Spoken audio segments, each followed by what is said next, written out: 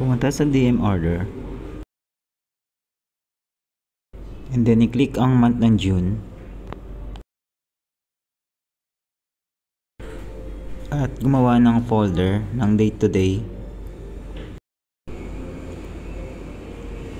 Example, 6/20, date to day.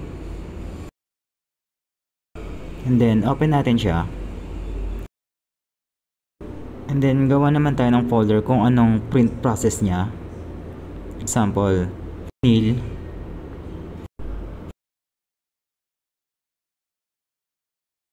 assembly,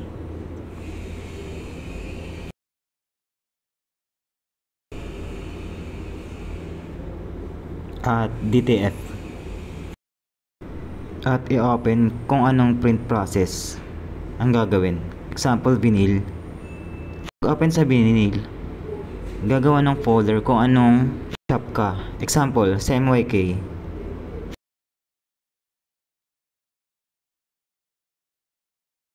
Then open nyo lang yung folder nyo.